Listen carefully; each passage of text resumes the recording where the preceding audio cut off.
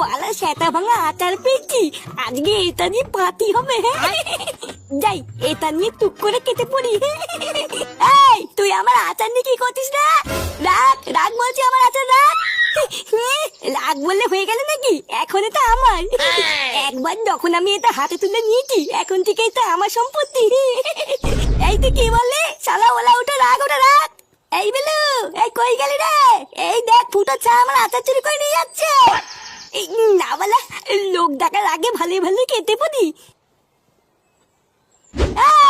আজকে ছেলে আমার আচার দিয়ে যা।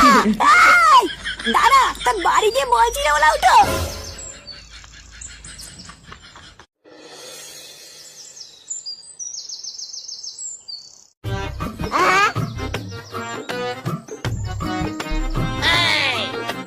কি রে, সেই যে আসছি বলে গেলি, এতক্ষণ কোথায় ছিলিস? একটা ইম্পর্টেন্ট কাজ করতে গেছিলাম রে। এই দেখ কি এনেছি। কি রে, এটা আবার কার পোঙা মেরে আনলি?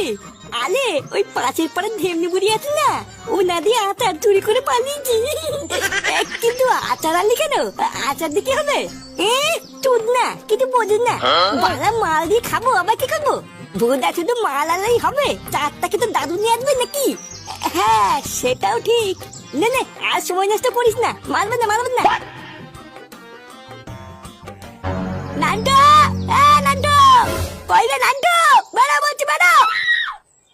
আরে কি গো, ওই ঢেমনি মাসি হঠাৎ আমার বাড়িতে? এ তোর ওলা উঠে নাতি কোথায় রে? ডাক ওকে ডাক। শালা আমার উঠোন থেকে আচারের বয়াম নিয়ে পালিয়েছে, আমি ওকে ছাড়বো না। কি বলছি কি মাসি, ফাটা তোমার আচারের বয়ম নিয়ে পালিয়েছে? হ্যাঁ তা নাই থেকে আমি তোর বাড়ি বয়ে এসে চোদনামি করছে। ডাক তো নাতিকে ডাক।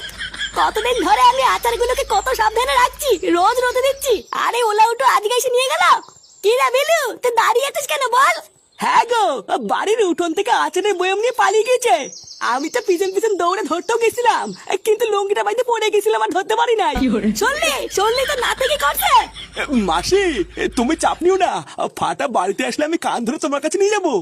তারপর না হয় তুমি যা খুশি করো, কিন্তু এখন চিলিও না মাসি, পাড়ার লোক জড়ো হয়ে যাবে তো। তোর নাতি যদি আমার আচারের বয়াম ফেরত না দেয়, আমি কি করি দেখিস।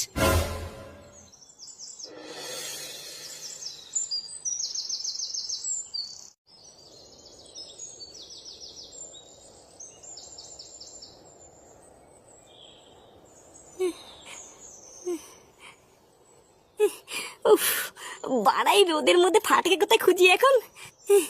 যা সাঁটা রোদ দিচ্ছে, ওকে খুঁজতে খুঁজতে তো আমারই 12টা বেজে যাবে। না বাবা,